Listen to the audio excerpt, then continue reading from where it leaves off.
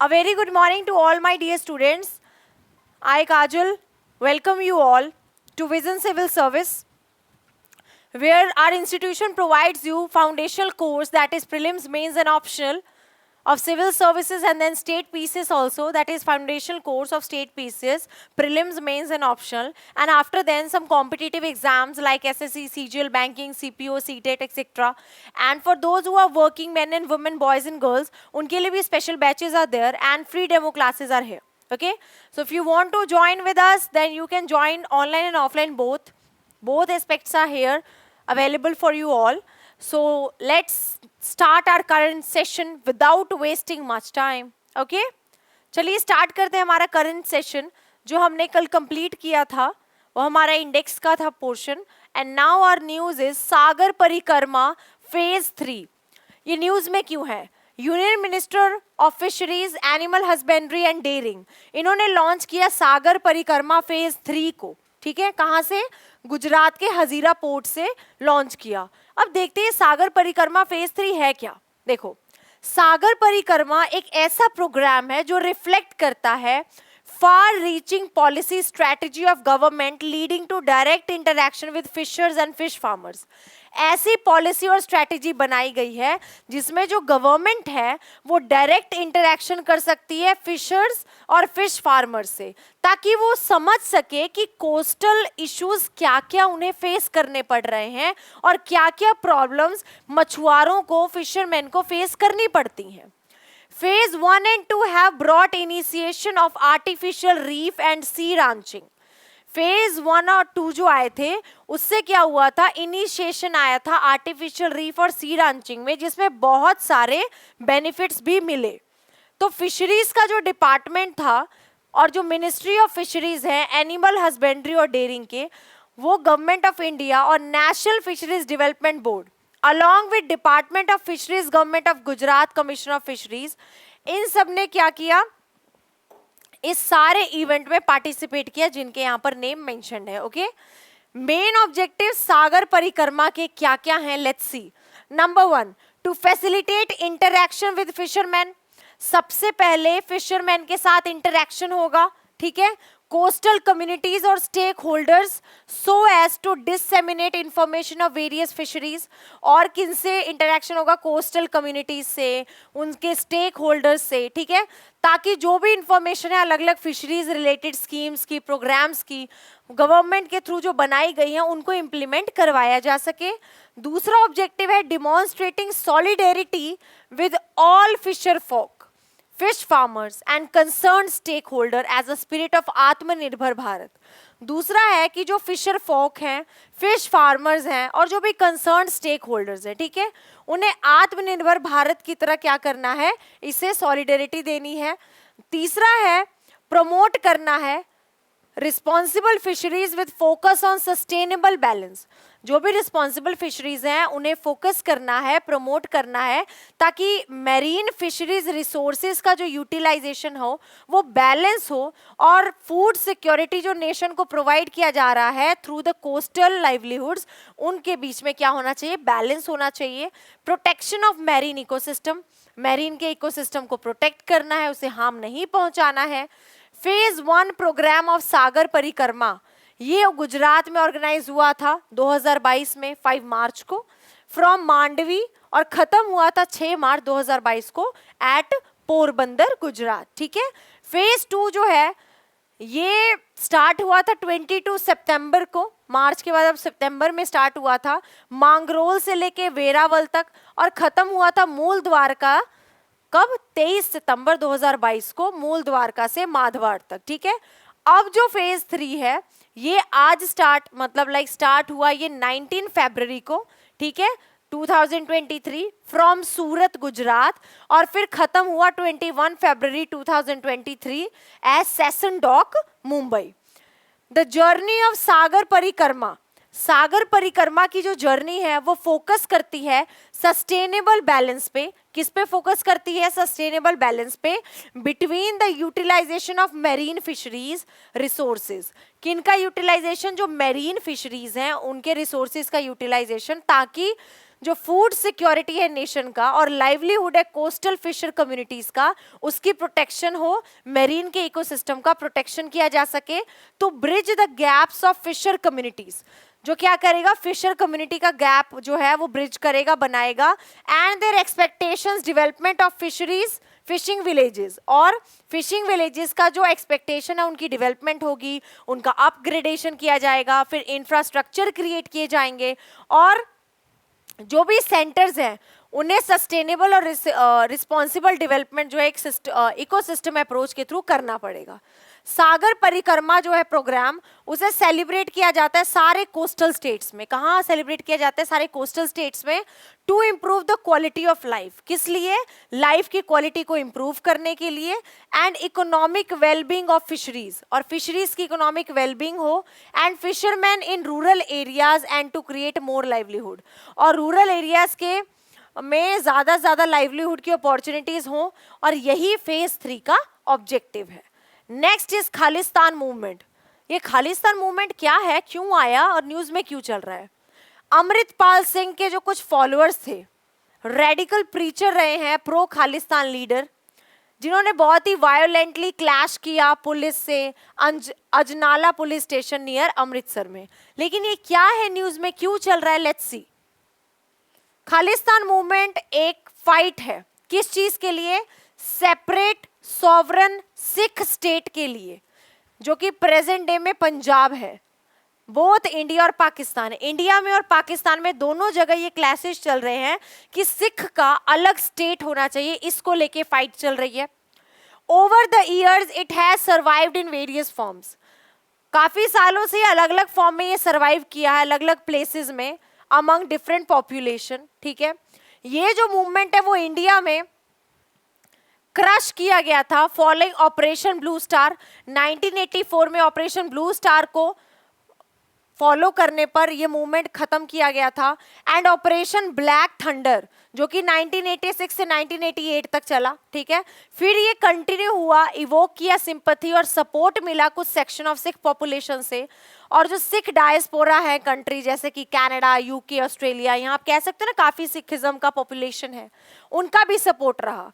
And origins of the movement have been traced back to India's independence, और इसकी शुरुआत कहाँ देखी जा रही है? जब इंडिया इंडिपेंडेंट हुआ था तब से, and subsequent partition along religious lines, और रिलीजियस लाइंस को लेके पार्टीशन भी नजर आ रही थी। पंजाब का जो प्रोविंस है जो कि डिवाइड हुआ था इंडिया और पाकिस्तान के बीच में, ठीक है, इसने देखा कुछ वर्स्ट कम्युनल वायलेंस और काफी मिलियंस ऑफ रिफ्यूजीज इसमें से जनरेट हुए। सिख और हिंदू जो है वो वेस्ट साइड खड़े रहे पाकिस्तान में, और ईस्ट साइड गए जहां पर मुस्लिम जो है वो ईस्ट साइड से वेस्ट साइड चले गए। लाहौर जो कि महाराजा रंजीत सिंह के बड़े सिख एम्पायर का कैपिटल है वो पाकिस्तान गया, as did holy Sikh sites including Nankana Sahib, birth place of Guru Nanak Dev ji, ठीक है, जो कि सिखिज्म के फाउंडर थे। और ज्यादातर जो सिख हैं उन्होंने अपने आप को इंडिया में पाया, और एक स्मॉल माइनॉरिटी रह गई कंट्री में, ठीक है, जो कि 2% पॉपुलेशन बनाती है सिख का। 100 में से 2% पॉपुलेशन हमारे इंडिया में सिखिज्म का है। तो जो स्टेट रीऑर्गेनाइज कर रही हैं और जो पॉलिटिकल स्ट्रगल है ग्रेटर ऑटोनॉमी को लेके, वो स्टार्ट किया गया इंडिपेंडेंस के टाइम पे विद पंजाबी सूबा movement for the creation of Punjabi speaking state. ठीक है, ये जो स्टेट्स रीऑर्गेनाइजेशन कमिटी है, कमीशन जो है 1955 की रिपोर्ट में इनकी डिमांड रिजेक्ट कर दी गई थी। लेकिन 1966 में काफी सालों के प्रोटेस्ट के बाद जो पंजाब स्टेट था उसे पंजाबी सूबा डिमांड जो है वो रीऑर्गेनाइज कर दिया गया। जो ईस्ट वाइल पंजाब स्टेट था उसे ट्राइफरकेट कर दिया गया, मतलब 3 भागों में बांट दिया गया into Hindu speaking majority states of Himachal Pradesh, Haryana, Punjab and Sikh majority of Punjab. ठीक है, आनंदपुर साहिब रेजोल्यूशन, इसमें क्या हुआ था, जो पंजाबी सूबा मूवमेंट था जिन्होंने गैल्वनाइज किया अकाली दल को, जो कि बहुत ही मेजर फोर्स बन गया नए सिख मेजॉरिटी पंजाब का, और उसने कांग्रेस को काफी हार्ड फाइट्स दिए लेजिस्लेटिव असेंबली में। लेकिन 1972 में the after math of Indira Gandhi के टाइम के बाद ये विक्ट्री 1971 में लोकसभा के इलेक्शंस में नजर आई, जहां पर अकाली दल का परफॉर्मेंस जो है वो पूरे स्टेट में दिख रहा था। The party met at sacred town of Anandpur Sahib. ये पार्टी कहाँ पे मिली? अनंतपुर साहिब में मिली, जहाँ पे खालसा का जन्म हुआ था 1973 में। और एक डिमांड जो थी, लिस्ट की डिमांड थी, डिमांड की लिस्ट थी, वो रिलीज कर दी गई। Among other things the Anantapur Sahib resolution demanded autonomy for state of Punjab. और चीजों के साथ क्या किया गया?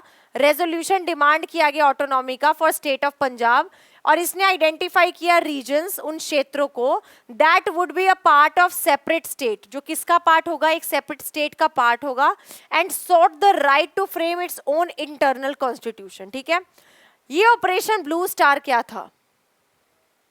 ऑपरेशन ब्लू स्टार जो था मिलिट्री ऑपरेशन था, जिसे इंडियन सिक्योरिटी फोर्सेस 1 से 10 जून 1984 के बीच में कैरी किया था, ताकि दमदमी तक्सल लीडर जरनैल सिंह भिंडरानवाले और उनके फॉलोअर्स को, जो कि गोल्डन टेम्पल की बिल्डिंग से लेके स्टार्ट किया था ना, उनको क्या किया जा सके? रिमूव किया जा सके।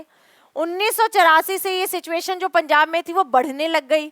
भिंडरावाले जो थे उन्होंने आर्म्स को बुलाया, कुछ वायलेंस के इंस्टेंसेस जो है, एग्जाम्पल है हिंदूज के अगेंस्ट, वो सब बहुत ही कॉमन होने लग गए। ठीक है, 1983 में सीनियर पुलिस ऑफिसर को शूट किया गया। ठीक है, after praying at the golden temple, जब वो गोल्डन टेम्पल में प्रे कर रहे थे उस वक्त उन्हें शूट किया गया और उनकी बॉडी जो है वहीं पर सन के सामने, सूरज के नीचे डिके करने के लिए छोड़ दिया गया। और लोकल पुलिस स्टेशन ने वहां कुछ भी नहीं किया, perhaps both out of fear sympathy to Bhindranwala cause.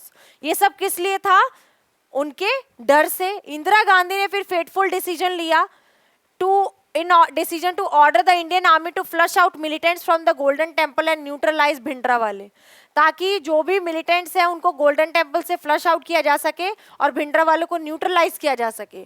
और इसलिए ऑपरेशन ब्लू स्टार स्टार्ट किया गया 1 जून 1984 को। लेकिन भिंडरावाले के कुछ रेजिस्टेंस की वजह से और उसके हेविली सपोर्टर्स की वजह से आर्मी का ऑपरेशन काफी बड़ा हो गया और काफी वायलेंट उस वक्त हो चुका था, टैंक्स, एयर सपोर्ट, इन सब की हेल्प से।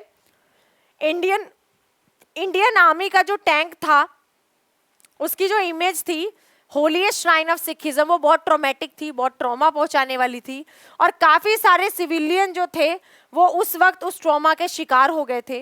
वाइल ऑपरेशन जो है सक्सेसफुल तो रहा अपने एम में, भिंडरावाले को मारा गया वो, और गोल्डन टेम्पल जो है वो मिलिटेंट से आजाद हो गया। It Gravely wounded the Sikh community around the world, और काफी सिख कम्युनिटी जख्मी रहे इसमें। और इससे क्या हुआ? खालिस्तान की डिमांड और बढ़ गई। 31 अक्टूबर 1984 को प्राइम मिनिस्टर इंदिरा गांधी ने असैसिनेट कर दिया 2 सिख बॉडीगार्ड्स को। ठीक है, और इससे क्या हुआ? पूरे पार्टीशन तक पूरा कम्युनल वायलेंस रहा। ओके, 8000 सिख जो है मैसेकर हुआ, मतलब डेथ हुई उनकी उस वायलेंस में। और 1 साल के बाद सिख नेशनलिस्ट जो कि कनाडा में थे, वो एयर इंडिया फ्लाइट में 329 लोग मारे गए। And they claimed that the attack जो था वो एवेंज भिंडरावाले की किलिंग को लेकर किया गया था, रिवेंज के तौर पे। पंजाब ने देखा वर्स्ट वायलेंस, और ये जो है एक हब बन गया जो कि 1995 तक चलता रहा। ओके, चलिए नेक्स्ट आता है आपका portion international relation, ICET dialogue. Let's see what is ICET dialogue. National Security Advisor Ajit Doval and his US counterpart Jake Sullivan formally launched the US-India Initiative on Critical and Emerging Technology in Washington. जो national security advisor Ajit Doval है और उनके कुछ counter part हैं, उन्होंने launch किया US India का एक इनिशिएटिव जिसका नाम है आईसेट वॉशिंगटन में। क्या है ये यूएस प्रेसिडेंट ने अनाउंस किया था, जो बाइडेन ने और प्राइम मिनिस्टर नरेंद्र मोदी जी ने अपने दोनों की बायलेटरल टॉक्स में टोक्यो में 2022 में अनाउंस किया था कि आईसेट जो है वो स्पीयर हेडेड है बाय नेशनल सिक्योरिटी काउंसिल। ये फोकस करेगा कि यूएस का और इंडिया का जो पार्टनरशिप है टेक्नोलॉजीज को लेके, इससे क्या होगा? ग्लोबल ग्रोथ होगा, कंट्रीज जो है वो ग्रो करेंगी, इकोनॉमिक कॉम्पिटिटिवनेस बढ़ेगा और जो है नेशनल सिक्योरिटी इंटरेस्ट जो है प्रोटेक्ट किया जाएगा। आईसेट जो है वो एक्सेलरेट करेगा यूएस की स्ट्रेटेजिक टेक्नोलॉजी को, पार्टनरशिप को इंडिया के साथ, और 2 कंट्री जो है वो डेमोक्रेटिक वैल्यू एक दूसरे के साथ शेयर करेंगे। ठीक है, ये जो इनॉग्रल मीटिंग थी, इसको होस्ट किया यूएस के इंडिया बिजनेस काउंसिल ने यूएस सेक्रेटरी के साथ, ठीक है। इसका पार्ट होने के बावजूद एक टास्क फोर्स जो है बनाई गई between US semiconductor industry association, partnership में किसके साथ, इंडिया इलेक्ट्रॉनिक सेमीकंडक्टर एसोसिएशन के साथ, ताकि वो हमारी इंडिया की गवर्नमेंट के साथ पार्टिसिपेट कर सके और लॉन्ग टर्म स्ट्रेटेजिक डेवलपमेंट जो है वो इकोसिस्टम में प्रोवाइड कर सके विद देयर पार्टनरशिप, ठीक है। ये टास्क प्रोवाइड करता है recommendation to department of commerce and India semiconductor mission on opportunities and challenges to overcome in order to further strengthen India's role. ये जो टास्क फोर्स है ये आइडेंटिफाई करता है और फैसिलिटेट करता है workforce development, research and development and advance packaging and exchange opportunities to benefit both countries, ठीक है। ये जो दोनों नेशंस हैं इन्होंने एक नया इम्प्लीमेंटेशन साइन किया है, arrangement for a research agency partnership between the national science foundation and Indian science agencies to expand international collaboration in various areas, और ये इंक्लूड करता है artificial intelligence, quantum technologies and advanced wireless, ठीक है। They are also establishing a joint Indo-US quantum coordination, और ये क्या establish कर रहे हैं, joint Indo quantum coordination mechanism कर रहे हैं इस्टेब्लिश, जिसमें इंडस्ट्री पार्टिसिपेट करेगी और गवर्नमेंट जो है वो रिसर्च और इंडस्ट्री कोलैबोरेशन को क्या करेगा, फैसिलिटेट करेगा, ठीक है। और ये हाई परफॉर्मेंस कम्युनिटी को भी कोलैबोरेट कर रहे हैं, इसको प्रमोट कर रहे हैं, जिसमें कांग्रेस के साथ लोअर बैरियर जो यूएस का चल रहा है उसको भी खत्म किया जाएगा। इंडिया और यूएस जो हैं वो डेवलपिंग क्या डेवलप कर रहे हैं, नए बायलेटरल रिलेशंस को डेवलप कर रहे हैं, डिफेंस इंडस्ट्रियल कोऑपरेशन को डेवलप कर रहे हैं, जिससे दोनों कंट्रीज का जॉइंट डेवलपमेंट होगा, जॉइंट प्रोडक्शन होगा और इनिशियल फोकस किया जाएगा on exploring projects related to jet engines, munition related technologies and other system, ठीक है। नेक्स्ट आता है आपका green deal industrial plan of EU. In a bid to support and expand its green industry, European union ने 1 Feb को ये reveal किया कि ग्रीन डील इंडस्ट्रियल प्लान जो है उसका मेन एम है रेड टेप को कट करना और मैसिव सब्सिडीज प्रोवाइड करना। ये जो आपका न्यूज़ है and it will be your homework कि आप इसको पढ़ के आओगे। रेड टेप क्या होता है इस बारे में आपको पहले पता करना है, and then in your next current session I will discuss this news with you all of international relations. Okay students, तो चलिए for this today, thank you so much, keep revising and try to make your own notes by exploring yourself all the types of news that I have discussed today with you all. Okay, thank you so much, have a nice day, keep learning and keep revising.